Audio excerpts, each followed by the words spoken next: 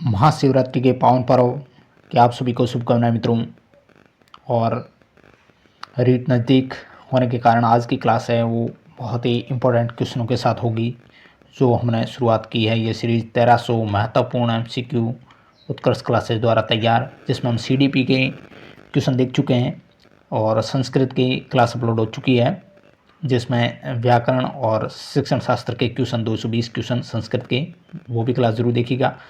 इस क्लास में हमने हिंदी के ये 1300 महत्वपूर्ण प्रश्न हैं, लेवल 1 और लेवल 2 दोनों के लिए ये समान रूप से उपयोगी बाल विकास शिक्षा शास्त्र और संस्कृत के क्वेश्चन देख चुके हैं। भाषा प्रथम जो आपकी हिंदी है, हिंदी के भी 125 के आसपास हम सवाल देख चुके हैं। आगे हिंदी शिक्षण वीडियो के और जो भी व्याकरण के क्वेश्चन बच्चे हैं वो देखेंगे हम इस क्लास में।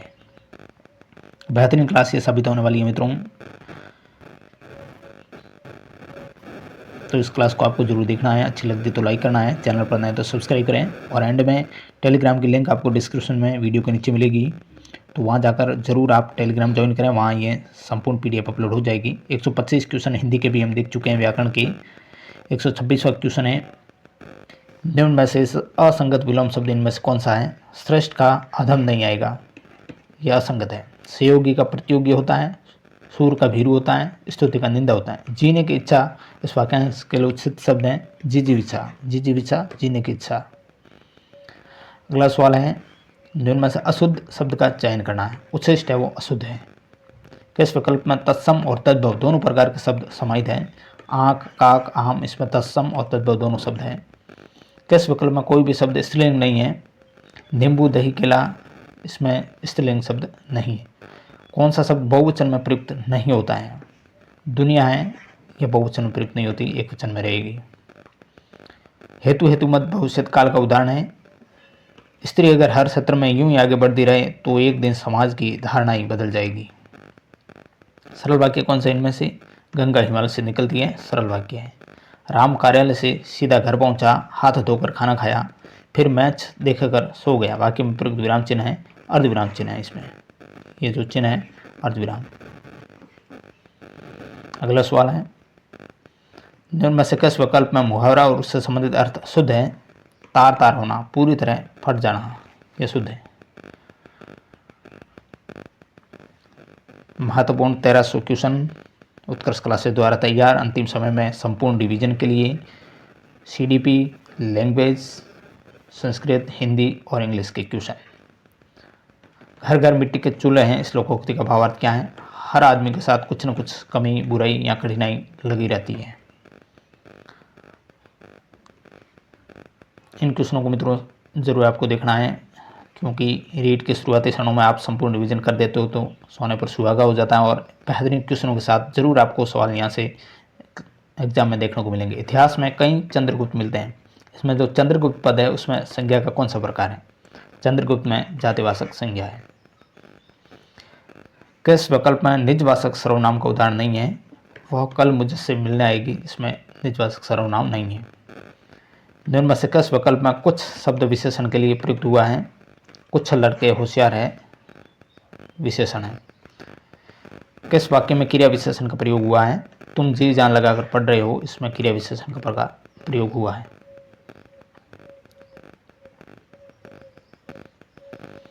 बेहतरीन 650 के आसपास ये हिंदी व्याकरण और हिंदी शिक्षण वीडियो के क्वेश्चन हैं, तो आपको इस क्लास को जरूर देखना है। ये मैराथन क्लास है। किस विकल्प में संधि विच्छेद अशुद्ध है? रामाधनीश, यह अशुद्ध है। संप्रदान तत्पुरुष समास का उदाहरण कौन सा नहीं है? राजकुमार। निम्न शब्दों में किसमें उपसर्ग और मूल शब्द का विकल्प अशुद्ध है? निम्नजित, निमज्जित, इसमें अशुद्ध है। किस विकल्प में मूल शब्द और प्रत्यय का युग्म अशुद्ध है? कड़वाहट, इसमें शुद्ध नहीं है। तोता का प्रयोज्य शब्द है कीर। सही विलोम युग्म है आदर का शुष्क। किस वाक्यांश के लिए प्रयुक्त शब्द सार्थक नहीं है? जो तोला जा सके, अपरिमेय उसको नहीं कहा जा, अतुलनीय, तुलनीय कहेंगे। जो तोला जा सके वो तुलनीय। शुद्ध शब्द है अध्यात्म है वो, यह शुद्ध शब्द है। चार दीवार होता है, अपेक्षित होता है, योगी नहीं होता है। तत्सम शब्द कौन सा है? पक्षी, पुल्लिंग है। मोती। कौन सा शब्द सदैव एक वचन में प्रयुक्त होता है? सहायता। अनिल ने सुनील के साथ घात किया। इस वाक्य में काल कौन सा है? सामान्य भूतकाल है। संयुक्त वाक्य का उदाहरण है इनमें से। मैं अस्वस्थ था इसलिए मन लगाकर नहीं पढ़ सका। विराम चिन्ह की दृष्टि से कौन सा वाक्य शुद्ध है? सभी एक साथ चिल्ला उठे, हम भी चलेंगे। अब तक पिता की कमाई पर ऐश करते रहे, जब खुद कमाना पड़ेगा तो उक्त वाक्य के रिक्त स्थान पूर्ति के लिए किस मुहावरे का प्रयोग उचित रहेगा? आटे दाल का भाव पता चलना। बहता पानी रमता जोगी श्लोकोक्ति का भाव अर्थ है कि घूमक्कड़ व्यक्ति कभी एक जगह नहीं रुकता। अब हिंदी शिक्षण वीडियो के क्वेश्चन, बहुत सारे सवाल हैं हिंदी शिक्षण वीडियो के, जरूर आपको एग्जाम में देखने को मिलेंगे। इस क्लास को आपको एंड तक देखना है। मौन पठन का मुख्य उद्देश्य क्या है? बेहतरीन क्वेश्चन। गहन अर्थ ग्रहण करना। कौन सा पठन का प्रकार नहीं है? अर्थ पठन नहीं होता, स्वसर होता है, मौन होता है, द्रुत होता है। मौखिक परीक्षा का सबसे पहले प्रयोग किसने किया था? इलेडाइट्स ने। वेरी वेरी इंपॉर्टेंट क्वेश्चन है। मौखिक परीक्षा प्रणाली का सूत्रपात करने वाले हैं सुकरात।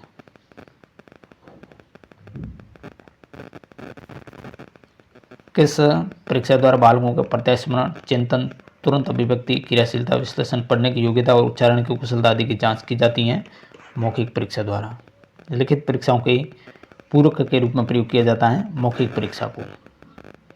किस प्रणाली के अंतर्गत बालकों के विषय ज्ञान की उपलब्धि, अभियोग्यता, अभिवृत्ति, अभिरुचि और बुद्धि की जांच की जाती है? वस्तुनिष्ठ परीक्षा में। किस परीक्षा प्रणाली के अंतर्गत नमूनों के आधार पर बालकों के कौशल की जांच की जाती है? प्रायोगिक परीक्षा में। परीक्षा मापन और मूल्यांकन के मध्य संबंध ग्रानलून बताता है। अच्छे मूल्यांकन की सर्वप्रमुख विशेषताएं होती है सरलता, वैधता, गोपनीयता, व्यापकता। इसमें वैधता है वो सर्वप्रमुख विशेषता होगी। बालक के व्यवहार में अपेक्षित परिवर्तन का निर्णय अध्यापन द्वारा किया जाता है, मूल्यांकन से। एक ऐसा परीक्षण जो विद्यार्थी के विषय संबंधी कौशलों की प्रवीणता का स्तर और विषय संबंधी आधारभूत संकल्पनाएं, प्रक्रियाएं, सामान्य ज्ञान के समप्राप्ति का मापन करता है, वो कहलाता है समप्राप्ति परीक्षण। सतत व्यापक मूल्यांकन के सहशैक्षिक क्षेत्रों में शामिल हैं, ये चारों शामिल हैं: जीवन कौशल, कार्य शिक्षा, दृश्य प्रदर्शन कला, अभिवृत्ति और मूल्य है। कौन सी एक परीक्षण की तकनीकी विशेषता नहीं है? मित बहता है वो तकनीकी नहीं होगी। संज्ञानात्मक पक्ष का उच्चतम स्तर है, वो है बोध। कौन सी मूल्यांकन की व्यापक विशेषता नहीं है? विद्यार्थी की रटंत स्मृति कितनी बड़ी है, यह कोई विशेषता नहीं हुई। सतत व व्यापक मूल्यांकन पर प्रभावी रूप से बल दिया गया था राष्ट्रीय शिक्षा नीति 1986 द्वारा। सतत और व्यापक मूल्यांकन का कौन सा उद्देश्य नहीं है? मूल्यांकन में शिक्षक की भूमिका कम करना, ये कोई उद्देश्य नहीं होगा। एक उपलब्धि परीक्षण आयोजित करने का उद्देश्य सिवाय इस कारण को छोड़कर अन्य सभी के लिए होता है, उद्देश्यों के लेखन के लिए। उपलब्धि परीक्षण नहीं होता है। शिक्षण रणनीतियों के संशोधन के लिए होता है, मूल्यांकन के लिए होता है, शिष्यों को परिणामों को ज्ञान के माध्यम से प्रेरित करने के लिए होगा। अधिगमकर्ता की उपलब्धि का आकलन शिक्षकों की सहायता करता है शिक्षण अधिगम विधियों की प्रभावशीलता का मूल्यांकन करने में। अगला सवाल, क्या उत्तम उपलब्धि परीक्षण की विशेषता नहीं है? अस्पष्टता कोई विशेषता नहीं होगी। विद्यार्थी के व्यापक मूल्यांकन में निम्न में से कौन सा सम्मिलित नहीं है? बुद्धि लब्धि गुणांक नहीं आएगा। सतत व्यापक मूल्यांकन में जो व्यापक शब्द है उसका अभिप्राय है संज्ञानात्मक और सह संज्ञानात्मक दोनों। सतत व्यापक मूल्यांकन का सबसे महत्वपूर्ण उद्देश्य है अधिगम को तीव्र करना। कौन सा कथन सतत व्यापक मूल्यांकन के लिए सही नहीं है? इससे शिक्षकों पर बोझ बढ़ता है, यह सही नहीं होगा। अधिगमकर्ता के सतत और व्यापक मूल्यांकन के विषय में निम्न में से कौन सा कथन सही है? संकलित यानी जो योगात्मक आकलन है वो औपचारिक आकलन कहलाता है, ये सही है। कौन सा उपकरण संरचनात्मक निर्माणात्मक आकलन के लिए उपयुक्त प्रतीत नहीं होता है? मानदंड संदर्भित परीक्षण, यह उपयुक्त नहीं होगा। सतत व्यापक मूल्यांकन के विषय में निम्न में से कौन सा कथन गलत है? इसमें निर्णयात्मक मूल्यांकन सम्मिलित नहीं है, यह गलत हो गया। विद्यालय आधारित है, सही है। विद्यार्थियों के सभी पक्ष सम्मिलित हैं। औपचारिक और अनौपचारिक दोनों प्रविधियाँ इसमें प्रयोग की जाती हैं। अगला सवाल, कौन सा सतत और व्यापक मूल्यांकन से संबंधित नहीं है? यह बच्चों को धीमे, खराब या बुद्धिमान के रूप में चिन्हित करने में उपयोगी होता है। यह सही नहीं है। सतत और समग्र मूल्यांकन में क्या शामिल है? विविध प्रकार की रणनीतियों का प्रयोग करते हुए दोनों संरचनात्मक और संकलनात्मक आकलन का प्रयोग करना। अगला सवाल, CCE से तात्पर्य क्या है? सतत व्यापक मूल्यांकन। CCE आरंभ किया जाता है वर्ष भर यानी लगातार सतत व्यापक मूल्यांकन के लिए इनमें से क्या मात्रात्मक पूर्व अपेक्षा का हिस्सा नहीं है, पाठ्यक्रम हिस्सा नहीं है? निदानात्मक परीक्षण के बाद जरूरत पड़ती है उपचारात्मक शिक्षण की।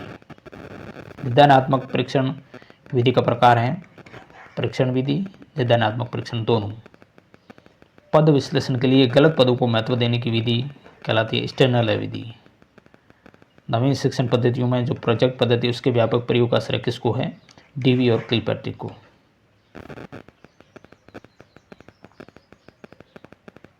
शिक्षकों को बालक की रुचि का सदैव ध्यान रखना चाहिए। जब वो बालक की रुचि पढ़ने की ओर नहीं हो तो उसे नहीं पढ़ाना चाहिए, इससे उसके विचारों में बाधा पहुंचती है। पाठ पढ़ाने से पूर्व उन्हें पाठ में बालकों की रुचि पैदा करनी चाहिए। यह कथन भाषाई कौशल में किसका है? बेहतरीन क्वेश्चन, हर्बर्ट का। यह सवाल एग्जाम में आ चुका है, वेरी वेरी इंपॉर्टेंट। निबंध क्लेवर का मुख्य पक्ष क्या होता है? मध्य चरण होता है, उपसार होता है, आदि चरण, ये तीनों होते हैं। रचना के रूप है लिखित रचना, मौखिक रचना, दोनों।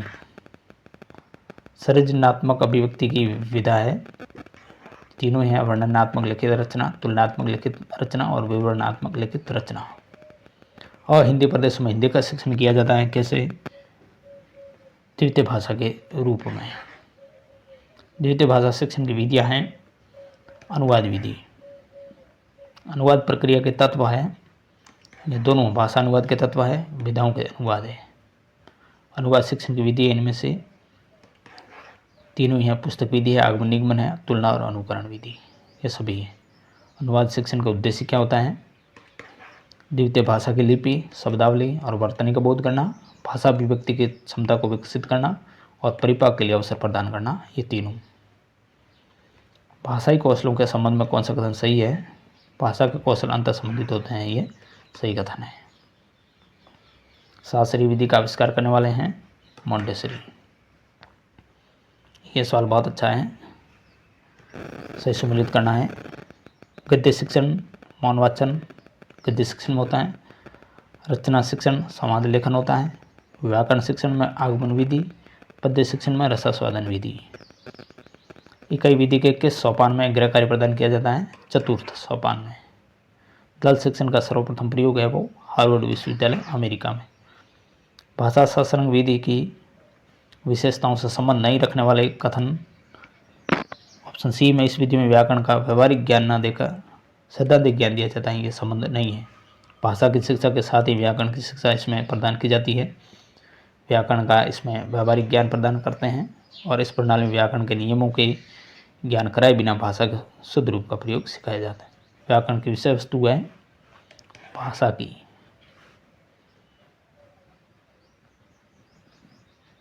पाठोपरांत मूल्यांकन है, उसको क्या कहते हैं? पाठ पढ़ाने के बाद का मूल्यांकन, वो पाठोपरांत मूल्यांकन कहलाता है।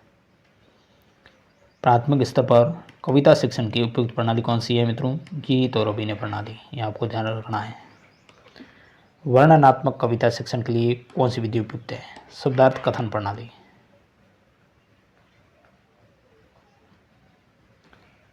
भाषा शिक्षण की नवीन पद्धतियों में विशेष बल दिया जाता है पालक व शिक्षक की क्रियाशीलता पर। कॉल्डवेल कुक है, उन्होंने किस विधि का परिवर्तन किया था? खेल विधि का। पाठ अंतर्गत मूल्यांकन किसे कहते हैं? पाठ पढ़ाते समय का मूल्यांकन। व्याकरण की सूत्र विधि हिंदी में किस भाषा से आई है? संस्कृत भाषा से। सुकरात का शिक्षण आयुग कैसा था? बेहतरीन क्वेश्चन, प्रश्नोत्तर विधि वो सुकरात की थी। योजना विधि का जन्मदाता जॉन डीवी। किस विधि से शिक्षा देने वाले शिक्षक को एक अच्छा वक्ता होना चाहिए? व्याख्यान विधि में। या किलपैट्रिक आता तो किलपैट्रिक करना था, किलपैट्रिक नहीं आया तो जॉन डीवी करना है। शिक्षण उपरांत मूल्यांकन में सम्मिलित क्रियाएं हैं, ये सभी हैं उद्देश्य आधारित मूल्यांकन, विषय वस्तु आधारित अवबोध का मूल्यांकन, व्यवहारगत परिवर्तन का परीक्षण, तीनों सम्मिलित हैं। नीरस विषय को भी रोचक बनाकर प्रस्तुत किया जाता है कहानी विधि में। किस विधि में पाठ्य सामग्री को इकाइयों में बांट लेते हैं? इकाई विधि में। सहायक सामग्री का जनक माना जाता है फ्रॉबेल को। वेरी वेरी इंपॉर्टेंट है ये क्वेश्चन। जिस सामग्री के द्वारा सुनकर देखकर ज्ञान प्राप्त किया जाता है वो कौन सी सामग्री कहलाती है? सर्वदर्शी। शिक्षण सहायक सामग्री का उपयोग किया जाता है विशिष्ट अधिगम परिस्थितियां निर्माण के लिए।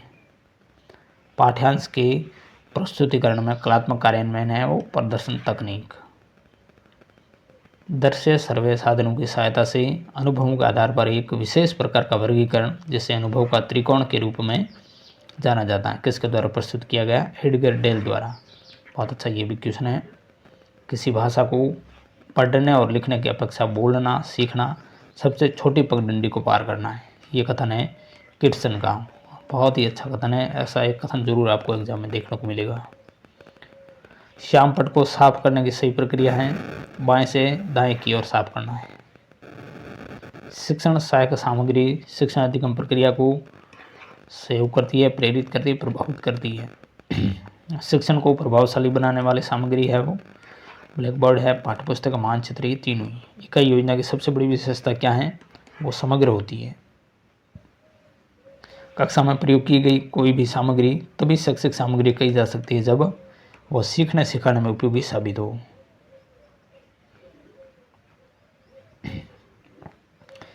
शिक्षक सहायक सामग्री का चुनाव करते समय ध्यान देना चाहिए कि वह शिक्षण बिंदु के लिए सरल, सुगम, उपयुक्त हो, प्रकरण से संबंधित हो, कक्षा के अधिगम लक्ष्यों की प्राप्ति में सहायक हो।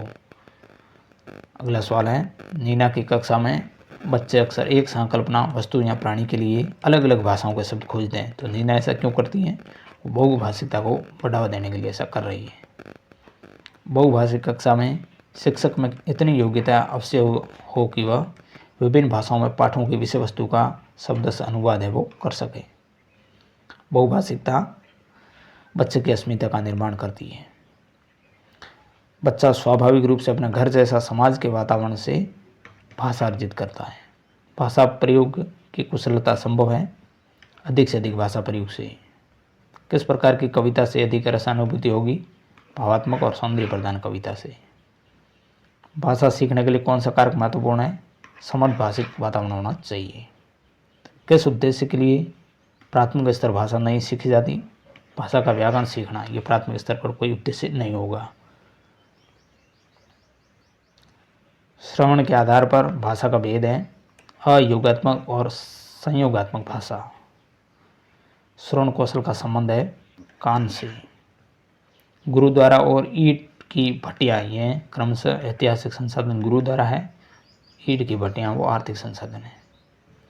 एक विद्यार्थी दत्तांश संसाधन यानी समाचार पत्र, पीरियाडिकल्स, अन्य ग्रंथ सामग्री आदि का एल्बम बनाकर उसे उपयोग में लाना इस प्रकार के शिक्षण लक्ष्य से संबंधित है, वो है कौशल से। समाचार पत्र है वो कैसी शिक्षण सामग्री है? दृश्य है।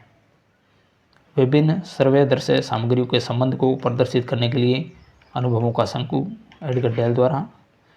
कौन से शिक्षण सामग्री है जो महाद्वीपों के आनुपातिक क्षेत्र और आकार को दर्शाने में सर्वाधिक उपयुक्त है? वो है ग्लोब।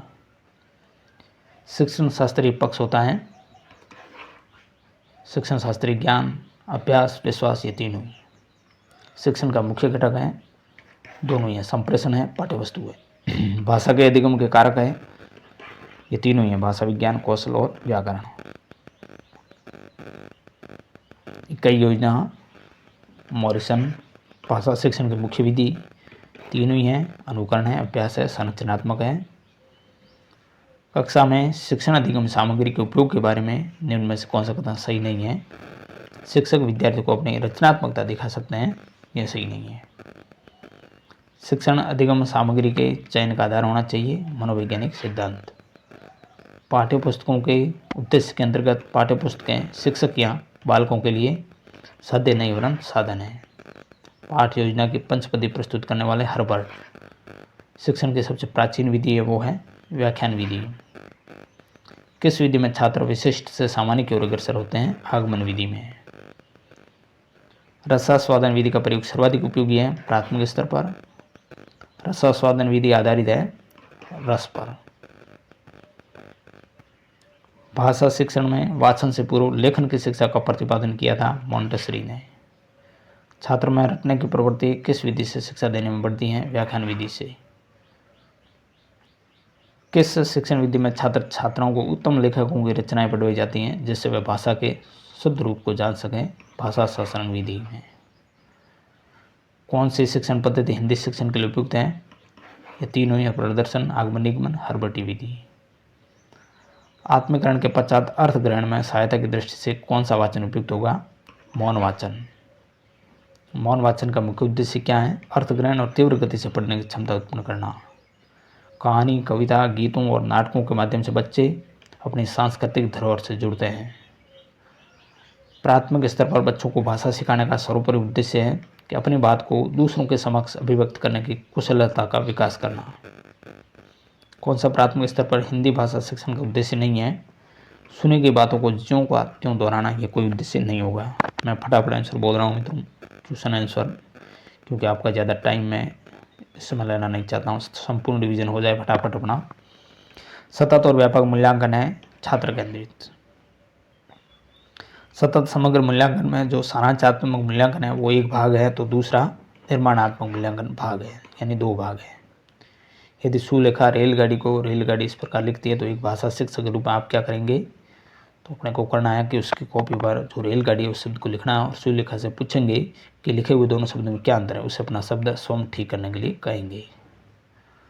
तमिल भाषा सुएल है, वो प्राय भजन को भजन कहता है, तो भाषा के शिक्षक के रूप में आप क्या करेंगे? तमिल और हिंदी भाषा का तुलनात्मक अध्ययन करते हुए महाप्राण ध्वनि से युक्त जो भाषिक सामग्री उसका प्रयोग करेंगे। शिक्षार्थियों को सीखने में जो कमी रह जाती है तो उनके समाधान के बाद क्या होना चाहिए? सतत अभ्यासकारी होना चाहिए। नैदानिक और उपचारात्मक शिक्षा की प्रक्रिया कब तक चलती रहनी चाहिए? जब तक छात्र का पिछड़ापन दूर ना हो तब तक। उपचारात्मक परीक्षण का उद्देश्य है छात्र की कमजोरी का पता लगाकर सुधार करना। उपचारात्मक परीक्षण करने की आवश्यकता है छात्रों की कमजोरी का पता लगाने के लिए। उपचारात्मक शिक्षण की आवश्यकता होती है कक्षा स्तर अनुकूल प्रगति न करने वाले बालकों के लिए।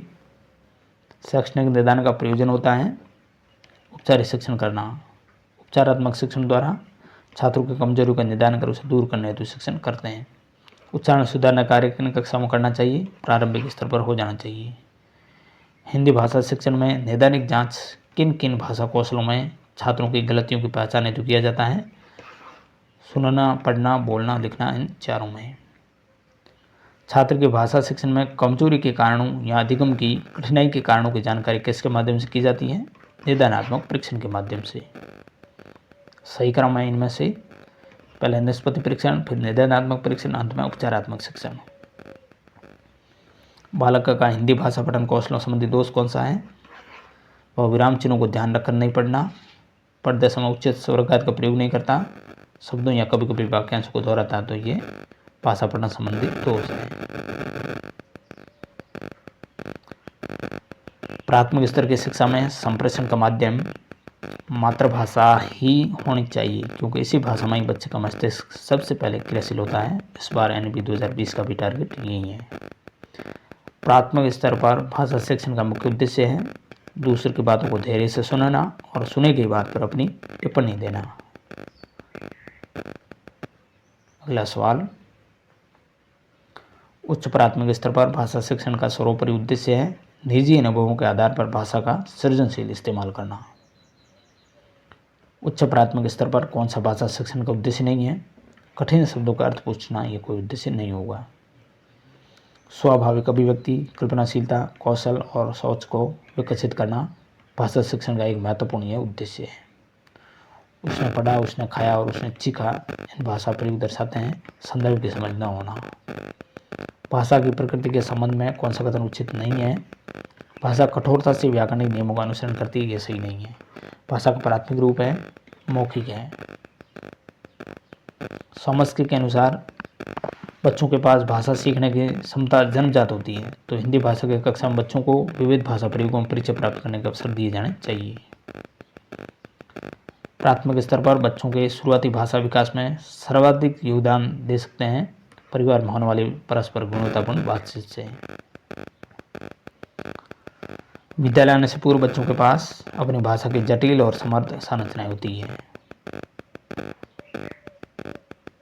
बच्चों का जो भाषाई विकास है वो सर्वाधिक रूप से निर्भर करता है समर्थ भाषा परिवेश पर।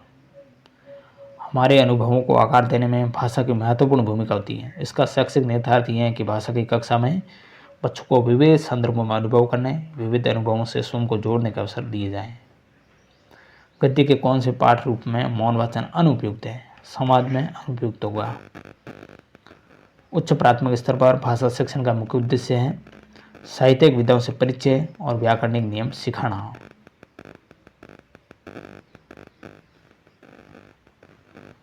उच्च प्राथमिक स्तर पर भाषा सीखने सिखाने का उद्देश्य है विभिन्न स्थितियों में मुहावरेदार भाषा का प्रयोग करने की कुशलता का विकास। इनमें से सबसे इम्पोर्टेंट ये है।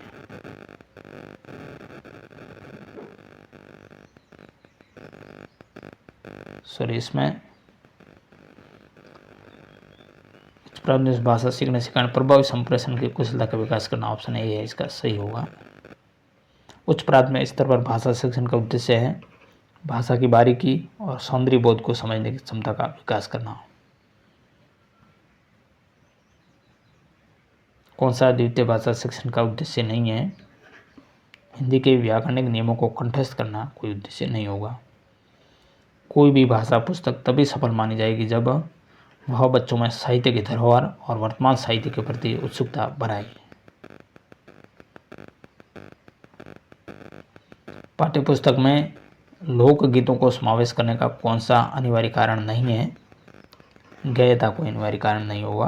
पाठ्यपुस्तक में दिए गए जो चित्र है वो संकल्पना का स्पष्टीकरण करते हैं। किसी विषय को सीखने का मतलब है कि उसकी अवधारणाओं को सीखना और उसकी शब्दावली को सीखना। पढ़ने का अर्थ क्या है? पढ़ने का अर्थ पढ़कर समझना। ऑप्शन ए आएगा, सी नहीं आएगा, ये गलत है। भाषा सभी विषयों के केंद्र में है। भाषा केवल अभिव्यक्ति का माध्यम ही नहीं बल्कि स्वयं से बातचीत का माध्यम है। पूरी पाठ्यचर्या में मूल्य निर्माण में भाषा की भूमिका को अनदेखा नहीं किया जा सकता। भाषा का प्रमुख कार्य है संप्रेषण करना। व्याकरण शिक्षण की कौन सी विधि अपेक्षाकृत प्रभावी है? आगमन विधि। उच्च प्राथमिक स्तर पर व्याकरण सिखाने की किस विधि को आप सर्वाधिक महत्वपूर्ण और उपयोगी पाते हैं? आगमन विधि को। साधारण तौर पर शिक्षक यह समझते हैं कि बच्चों को लिखना तक सिखाना चाहिए जब उन्हें वर्णों की पहचान हो जाए, तो यह विचार पूरी तरह से वैज्ञानिक है। इनमें से प्रत्यक्ष विधि अक्षर बोध की विधि नहीं है। प्राथमिक स्तर पर एक अध्यापिका संज्ञा पढ़ाते समय पहले संज्ञा की परिभाषा बताती है, उसके बाद उससे संबंधित उदाहरण समझाती है। तो अध्यापिका व्याकरण शिक्षण की कौन सी विधि अपनाती है? निगमन विधि को अपना रही है। व्याकरण शिक्षण की अपेक्षाकृत बेहतर विधि है आगमन विधि। भाषा शिक्षण के किस विधि में लक्ष्य भाषा सिखाते समय मातृभाषा का प्रयोग नहीं किया जाता? प्रत्यक्ष विधि में मातृभाषा निषेध है। भाषा शिक्षण की प्रत्यक्ष विधि में भाषा अर्जन की स्वाभाविक स्थिति का निर्माण होता है। बच्चे की भाषा समाज के साथ संपर्क का ही परिणाम है। समाज के साथ संपर्क का ही परिणाम है, तो ये विचार है वाइगोत्स्की का। पियाजे के अनुसार भाषा अन्य संज्ञानात्मक तंत्रों की भांति परिवेश के साथ अंतःक्रिया के माध्यम से ही विकसित होती है। अंतःभाग की संकल्पना का संबंध है वो स्किनर से है। भाषा हमारे विचार प्रक्रिया को व्यवस्थित करती है। भाषा शून्य में विकसित नहीं होती। इसका शैक्षिक निहितार्थ है कि भाषा सीखने के लिए सामाजिक अंतःक्रिया अनिवार्य है।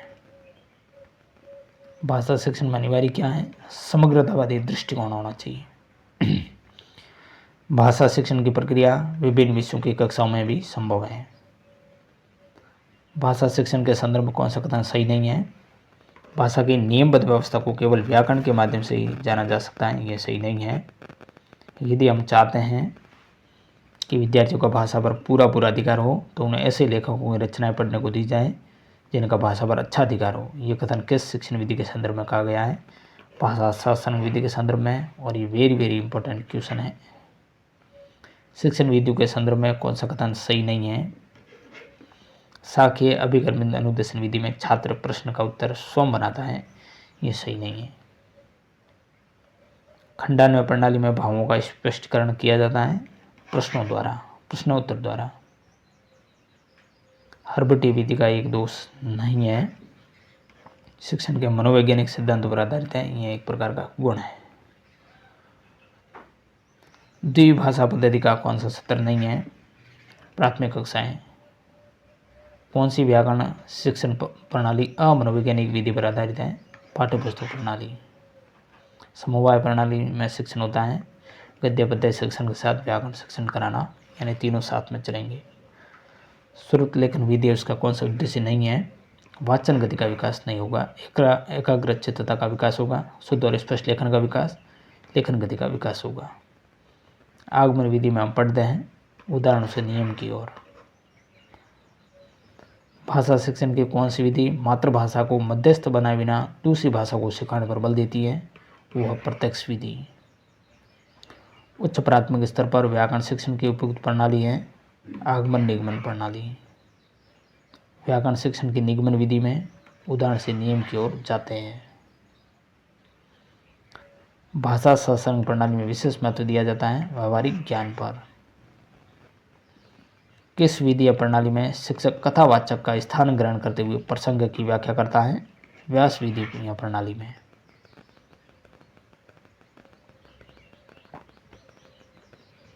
निम्न में से किस विधि द्वारा विद्यार्थियों को मौखिक अभिव्यक्ति में प्रशिक्षित किया जा सकता है? प्रश्नोत्तरी द्वारा। कौन से शिक्षण व्यूह रचनाएं वो जनतंत्रात्मक है? परियोजना व्यूह रचनाएं वो जनतंत्रात्मक है। इनमें से कौन सी जोड़ी है जो सही ढंग से मेल नहीं खाती है? शैक्षिक उद्देश्य का वर्गीकरण W.S. किलपैट्रिक ने नहीं किया था। आगमनात्मक अधिगम है जेएस ब्रुनर का है। संकल्पना मानचित्र जोसेफ डी नोवेक का है। ह्यूरिस्टिक विद्या आर्मस्ट्रांग की है। कौन से शिक्षण विधि के अंतर्गत शिक्षक द्वारा कक्ष में अधिगम सामग्री प्रदान की जाती है और फिर निर्देशित किया जाता है कि वह इसे विस्तार से पढ़कर महत्वपूर्ण बिंदु निकालें, इसके उपरांत शिक्षक की सहायता से सारांश प्राप्त करें? यह प्रेविकसित अध्ययन विधि है। बेहतरीन क्वेश्चन है। व्याकरण शिक्षण के लिए उपयुक्त विधि नहीं है अनुकरणात्मक विधि। कक्षा में उच्चारण कराते समय जब अध्यापक पहले बोलता है और बच्चे उसके बाद बोलते हैं तो उस विधि को क्या कहेंगे? अनुकरणात्मक विधि कहेंगे। अनुकरणात्मक विधि है देखा देखी विधि। अध्यापक का अनुसरण कर लिखना, पढ़ना और नवीन रचना करना सीखना किस विधि की विशेषता है? अनुकरणात्मक विधि की यह विशेषता है। अनुकरणात्मक विधि के प्रकार हैं, तीनों ही हैं। लिखित अनुकरण होता है, रचना अनुकरण होता है, उच्चारण अनुकरण।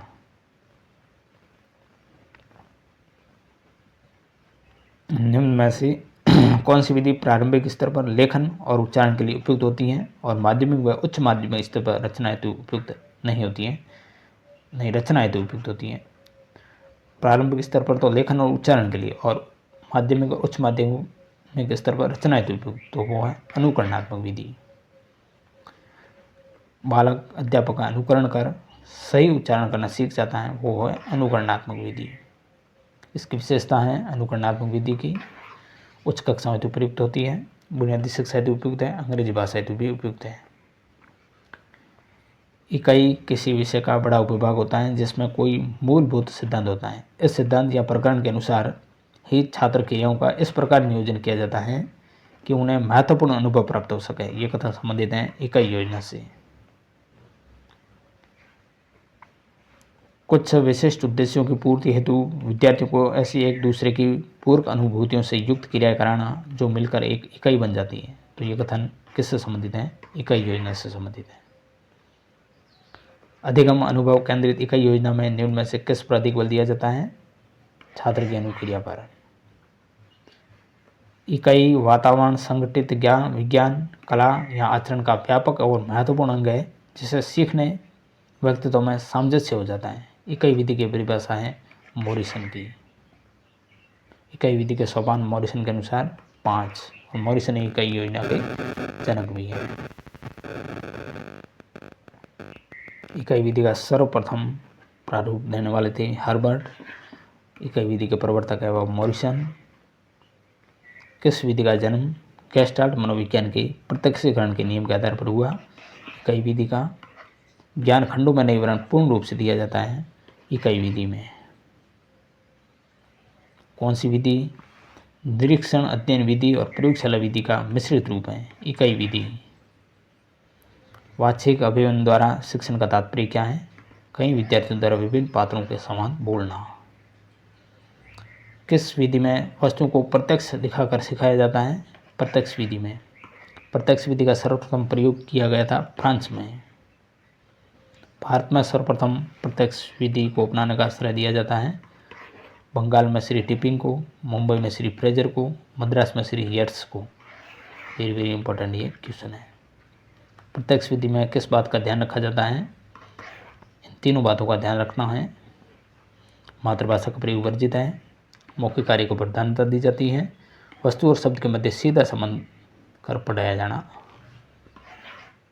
प्रत्यक्ष विधि में बालक अनुकरण द्वारा दूसरी भाषा सीखता है।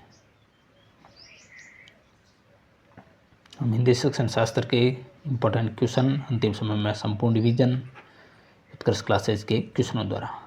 प्रत्यक्ष विधि में जिन आधारभूत कौशलों को सीखने का पर्याप्त अवसर मिलता है वह है सुनना और बोलना। प्रत्यक्ष विधि को क्या कहते हैं। इसका अन्य नाम है प्रत्यक्ष विधि का। इसको सुगम पद्धति कहेंगे, निर्बाध विधि, प्राकृतिक और समर्थ विधि, यानी ये तीनों ही। व्याकरण अनुवाद विधि के स्थान पर द्वितीय भाषा शिक्षण की किस वैज्ञानिक पद्धति की आवश्यकता सर्वप्रथम प्रतिपादित की थी जॉन बेसेडो ने। व्याकरण शिक्षण का अव्याकृत सिद्धांत है। व्याकरण को पढ़ाने की आवश्यकता नहीं क्योंकि भाषा पढ़ने से व्याकरण अनायास आ जाती है। व्याकरण अनुवाद विधि में क्या होता है, प्रथम और द्वितीय दोनों भाषाओं का व्याकरण समानांतर पढ़ाया जाता है। व्याकरण विधि का सर्वप्रथम प्रयोग है वो किस भाषा में किया गया था, संस्कृत भाषा में। व्याकरण अनुवाद की प्रणाली है, पुस्तक प्रणाली भी है, आगमन निगमन है, तुलनात्मक और द्विभाषा प्रणाली।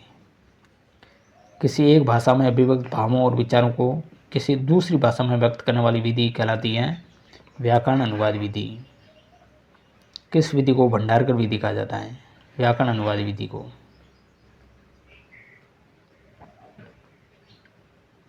व्याकरण अनुवाद विधि का दोष है अमनोवैज्ञानिक है, रटन विद्या पर आधारित है, व्याकरण के नियमों पर आधारित है। ये तीनों दोष हैं। व्याकरण अनुवाद विधि के गुण हैं, अनुवाद के सिद्धांत पर कार्य करती हैं, बोलने की अपेक्षा लिखने पढ़ने पर बल देती हैं, अनुवाद व्याकरण के नियमों पर आधारित है। द्विभाषी पद्धति या विधि के प्रवर्तक है C.J. डॉडसन।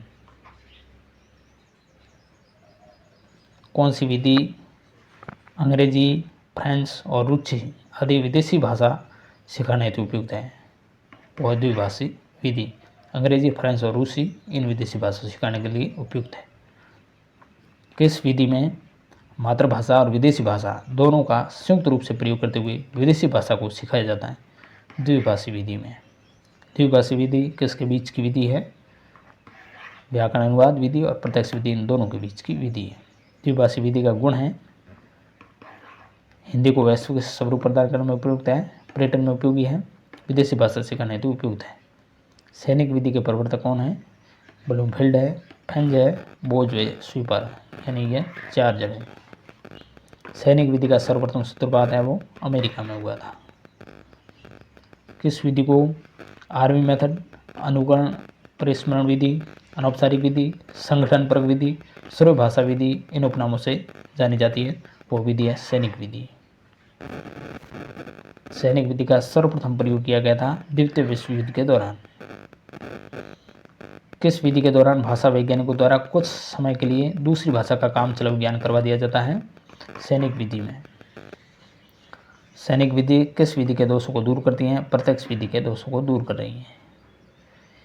एक समान उच्च स्वरित होने वाले शब्द निम्न में से किस विधि में एक साथ सिखाए जाते हैं, ध्वनि साम्य विधि में। ध्वनि साम्य विधि के प्रवर्तक कौन है? बहुत अच्छा ये क्वेश्चन है, माइकल सेमर। वेरी वेरी इंपॉर्टेंट है, ये आपको ध्यान में रखना है। वो वर्ण किसे कहते हैं? किसी भाषा की लघुत्तम सार्थक ध्वनियाँ वो वर्ण कहलाती है। और उस श्रृंखला या जो मैथेटिक्स अभिक्रमित अनुदेशन है उसकी विशेषता है विविधीकरण और सामान्यकरण जैसे नियमों का पालन होता है। लचीली विधि है। इस विधि का सर्वोत्तम प्रयोग है वो यूएसए में हिंदी विषय हेतु किया गया था। जो विद्यार्थी परिस्थिति विशेष के कारण नियमित रूप से विद्यालय में नहीं जा सकते उनके लिए उच्च शिक्षण विधि होगी दूरस्थ शिक्षण। दूरस्थ शिक्षण विधि के अन्य नाम है पत्राचार शिक्षण, मुक्त अधिगम, स्वतंत्र अध्ययन, गृह अध्ययन, बाह्य अध्ययन, बहुमाध्यम शिक्षा, नवाचार विधि, विद्यालय परिसर से बाहर अध्ययन। ये सारे दूरस्थ शिक्षण के पर्यायवासी हैं। भारत का प्रथम खुला विश्वविद्यालय कौन सा था? आंध्र प्रदेश खुला विश्वविद्यालय हैदराबाद। भारत में प्रथम खुला विश्वविद्यालय आंध्र प्रदेश खुला विश्वविद्यालय हैदराबाद में कब खोला गया था? 1982 को। राजस्थान में जो खुला विश्वविद्यालय कोटा ओपन है उसकी स्थापना हुई थी 1987 में। देश में प्रथम मुक्त विश्वविद्यालय की स्थापना कहाँ और कब हुई थी? दिल्ली में 1979 में। दूरस्थ शिक्षण प्रणाली का महत्व क्या है? उन लोगों के लिए वरदान है जो किसी कारण से औपचारिक शिक्षा ग्रहण नहीं कर पाते। इस शिक्षण से ज्ञानात्मक और मनोवैज्ञानिक सभी उद्देश्यों की प्राप्ति होती है। सभी को अपनी योग्यता अनुसार शिक्षा के समान अवसर इसमें प्रदान करती है। ये दूरस्थ शिक्षण विधि का दोष है शिक्षक और शिक्षार्थी में अंतःक्रिया का अभाव रहता है।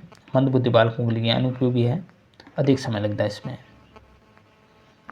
किस विधि में अधिगम सामग्री को मौखिक या अमौखिक रूप से पढ़ते हुए अर्थ ग्रहण किया जाता है? वो वाचन विधि में। वाचन विधि का उद्देश्य क्या है? बालकों को स्वाध्याय के लिए प्रेरित करना, त्वरित गति से पढ़ने का अभ्यास करना, अर्थ ग्रहण करने की क्षमता विकसित करना। वाचन के प्रकार हैं स्वस्वर, मौन या दोनों।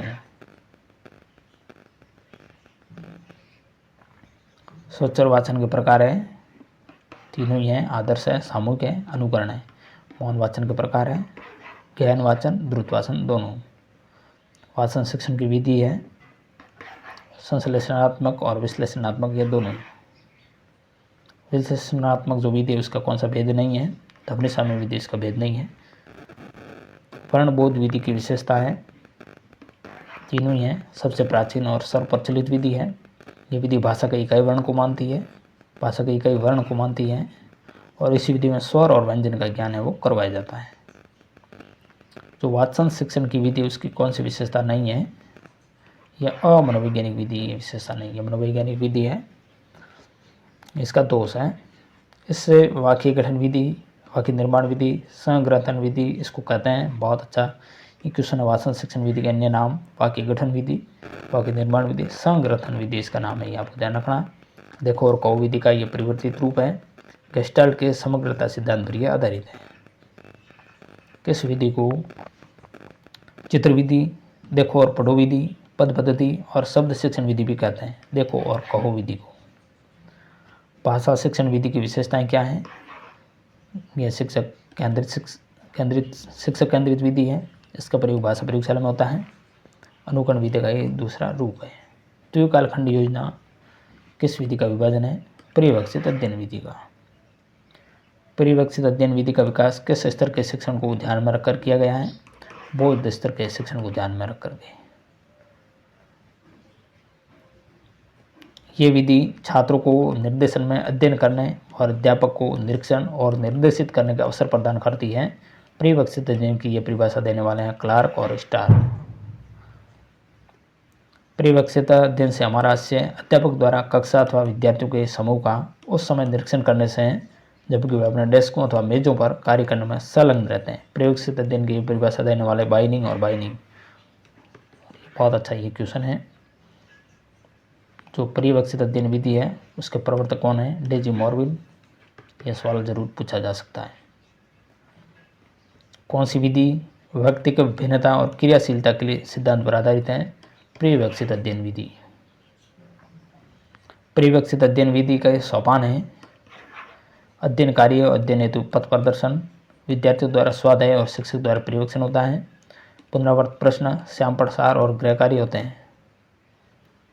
परिवक्षित अध्ययन विधि की विशेषता है, ऑप्शन डी होगा स्वाध्याय विधि। शिक्षक की भूमिका पथ प्रदर्शक की होती है। इसमें शिक्षक और शिक्षार्थी के मध्य सहयोगपूर्ण संबंध इसमें विकसित होते हैं। व्याकरण शिक्षण को किस विधि के अंतर्गत विशिष्ट से सामान्य की ओर चलते हैं? आगमन विधि में।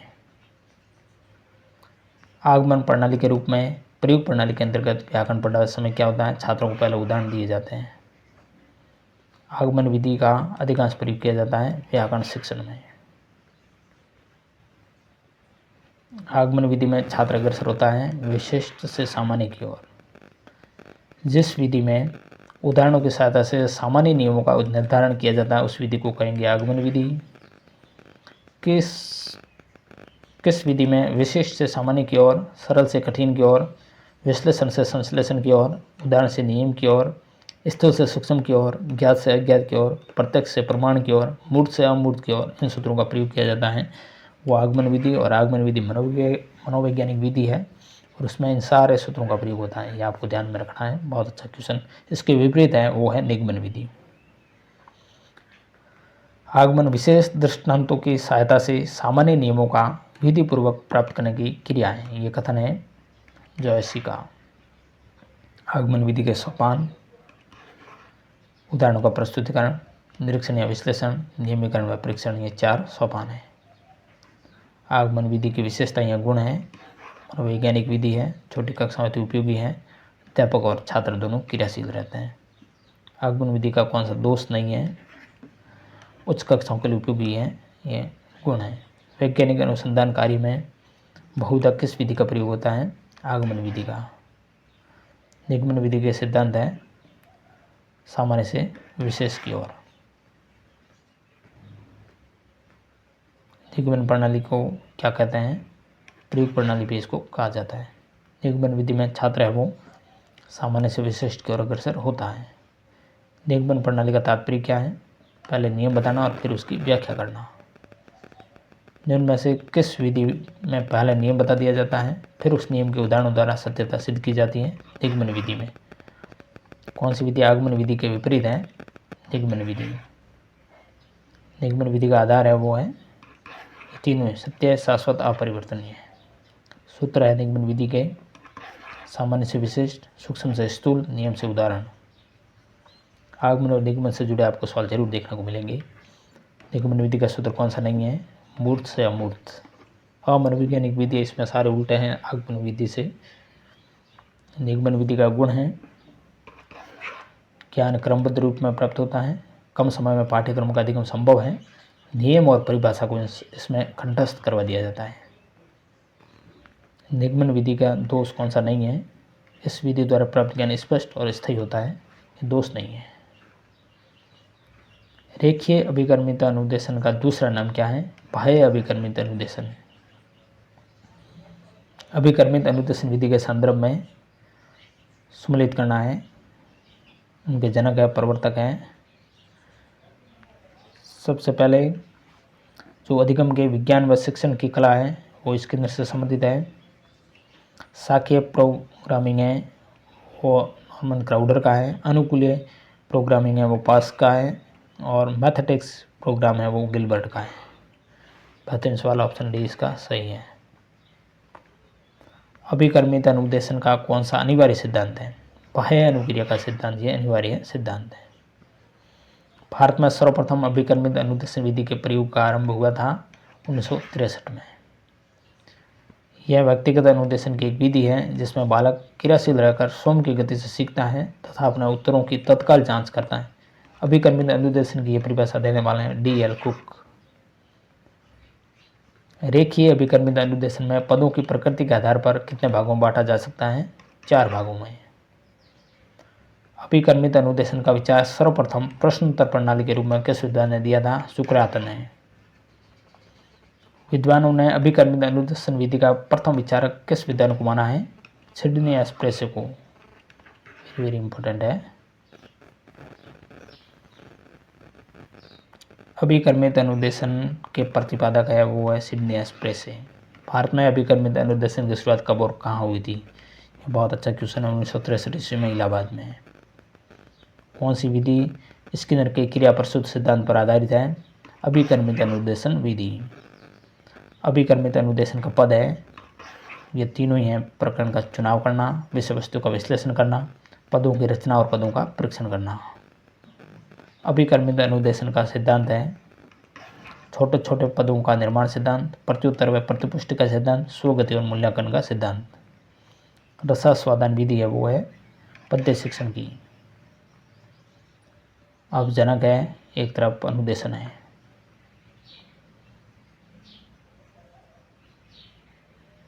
ऑप्शन बी इसका सही आपको ध्यान रखना है।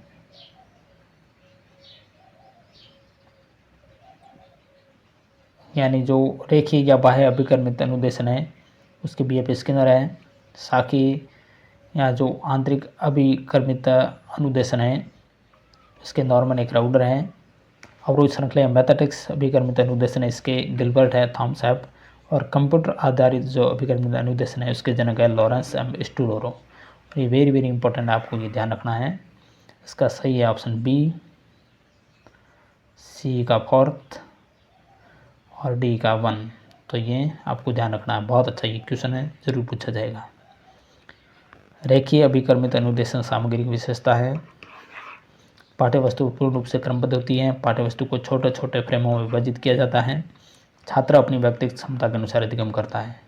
मित्रों, संपूर्ण हिंदी शिक्षण शास्त्र रीट लेवल 1 और रीट लेवल 2 दोनों के लिए कॉमन रूप से उपयोगी क्लास मैराथन क्लास हो रही है। निम्न में से कौन सा अभिकर्मित अनुदेशन पुनर्बलन सिद्धांत पर आधारित है? रेखीय अभिकर्मित अनुदेशन जो पुनर्बलन सिद्धांत पर आधारित है, जो स्किनर का है। साखीय या आंतरिक अभिकर्मित अनुदेशन के बारे में सत्य कथन, तो ये तीनों सत्य हैं। क्राउडर अभिकर्मित अनुदेशन भी इसको कहते हैं। इस अनुदेशन का प्रयोग निदानात्मक और उपचारात्मक शिक्षण के लिए किया जाता है। इसमें अध्ययन सामग्री के साथ साथ प्रश्नावली और उत्तरमाला भी दी जाती है। कंप्यूटर आधारित जो अभिकर्मित अनुदेशन उसकी विशेषता है, सर्वप्रथम प्रयोग अमेरिका में, सर्वप्रथम गणित विषय का उपयोग इसमें हुआ। भारत में इसका सर्वप्रथम प्रयोग PD नैने द्वारा इलाहाबाद में किया गया था। यहाँ आपको ध्यान रखना, PD नैने द्वारा। कविता शिक्षण की विधि है रसास्वादन विधि। रसानुभूति का सौंदर्य है अभिव्यक्ति का, भाव का, विचारों का। इस विधि का अन्य नाम क्या है? रसास्वादन का उपचार विधि है, आपको ध्यान रखना, बहुत अच्छा ये क्वेश्चन है, ये जरूर एग्जाम में छपने वाला है। रसास्वादन विधि की विशेषता है प्रयोग सभी स्तरों पर होता है, कविता का आनंद लेना इस विधि की सार्थकता है, शिक्षक और शिक्षार्थी में साहचर्यपूर्ण संबंध इसमें होता है। रसास्वादन उत्पन्न करने के उपाय क्या हैं? कविता को कंठस्थ करना, उसका सस्वर वाचन करना, प्रभावपूर्ण पठन और काव्य गोष्ठी, समस्या पूर्ति और काव्य संग्रह। शिक्षार्थी बिना गंभीर चिंतन और तर्क संगत बोध के ही किस विधि में रटने को विवश होता है? सूत्र विधि में।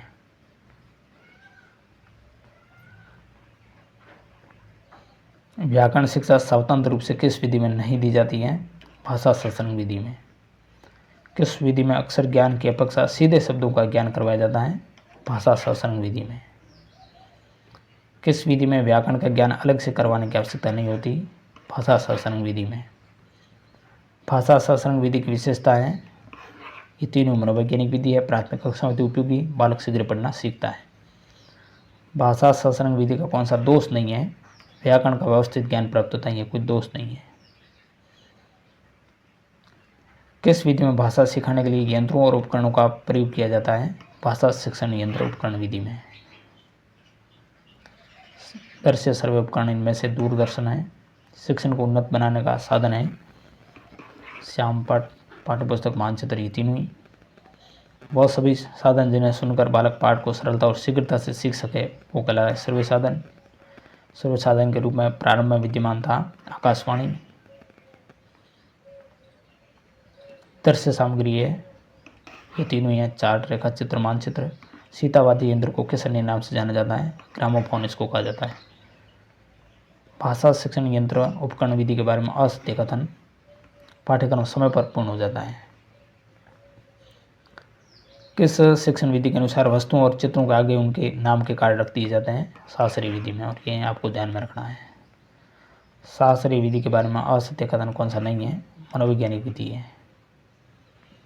सत्य, ये सत्य कथन है। व्याख्यान उन तथ्यों, सिद्धांतों, प्रत्ययों और संबंधों का स्पष्टीकरण है जिन्हें शिक्षक चाहता है कि उसे सुनने वाले उसे समझे। यह कथन किस विद्वान का है? थॉमस एमरिस्क का है। व्याख्यान विधि का दोष, ये तीनों दोष हैं। अमनोवैज्ञानिक विधि है, विद्यार्थी की रुचि, प्रवृत्ति, योग्यता का ध्यान नहीं रखा जाता। ये शिक्षक केंद्रित है और छात्र इसमें निष्क्रिय रहते हैं। कौन सी विधि उदाहरण द्वारा प्रारंभिक व्यवहार का आधार और शिक्षण की प्राकृतिक विधि मानी जाती है? प्रदर्शन विधि। किस विधि में विषय वस्तु को स्पष्ट करने के लिए चार्ट, मॉडल और उपकरण इत्यादि का उपयोग किया जाता है? प्रदर्शन विधि में। प्रदर्शन विधि में किस शिक्षण सूत्र का उपयोग किया जाता है? मूर्त से अमूर्त की ओर।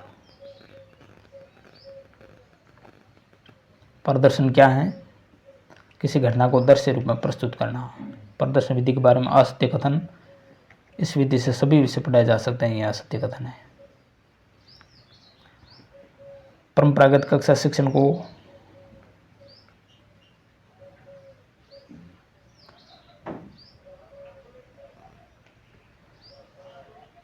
प्रदर्शन विधि के बारे में असत्य कथन, जो सत्य नहीं, यह शिक्षक केंद्रित विधि है, करके सीखने के सिद्धांत पर बल नहीं देती है, यह असत्य हो गया। ऑप्शन बी इसका आएगा। यह करके सीखने सिद्धांत पर बल देती है, ऑप्शन बी है इसका आएगा। परंपरागत कक्षा शिक्षण को बदलने और सुधारने की प्रेरणा देने वाली यह उत्तम तकनीक है। इसमें शिक्षक का एकाकीपन दूर होता है और शिक्षण में गुणात्मक वृद्धि होती है। तो ये परिभाषा किस शिक्षण पद्धति के संबंध में है? दल शिक्षण विधि के संबंध में है। शिक्षण व्यवस्था का वह स्वरूप जिसमें दो या दो से अधिक शिक्षक सहकारिता की भावना रखते हुए विद्यार्थी के एक समूह को किसी विषय विशेष का शिक्षण कराते हैं, तो उस शिक्षण को कहेंगे दल शिक्षण विधि। दल शिक्षण का सिद्धांत है, ये तीनों सिद्धांत है: शिक्षक छात्र संख्या का सिद्धांत, अनुशासन का सिद्धांत, शिक्षक समता का सिद्धांत। व्यतिरेकी विधि में कितनी भाषाओं का तुलनात्मक रूप प्रस्तुत किया जाता है? 2 भाषाओं का। कौन सी विधि द्वितीय भाषा सिखाने के लिए प्रयुक्त होती है? व्यतिरेकी विधि। व्यतिरेकी विधि के बारे में असत्य कथन है, कुशल अध्यापकों की आवश्यकता नहीं होती, यह असत्य है। भारतीय पाठ योजना जो हार्वर्ड उपागम पर आधारित है वो जर्मन उपागम का है।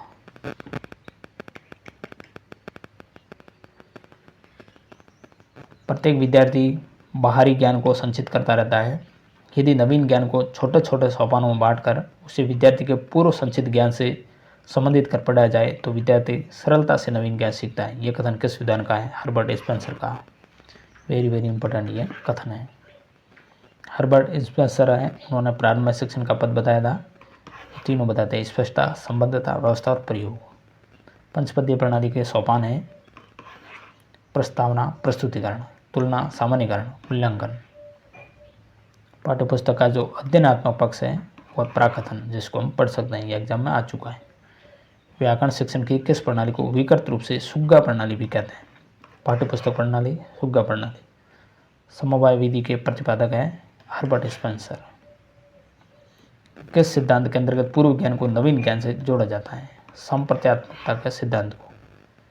किस सिद्धांत के अनुसार शिक्षा पाठ्य विषय केंद्रित न होकर जीवन केंद्रित होनी चाहिए? जीवन केंद्रित सिद्धांत ये कहता है। किस विद्वान ने सर्वप्रथम शिक्षा की धुरी बालक को माना था? फ्रोबेल ने।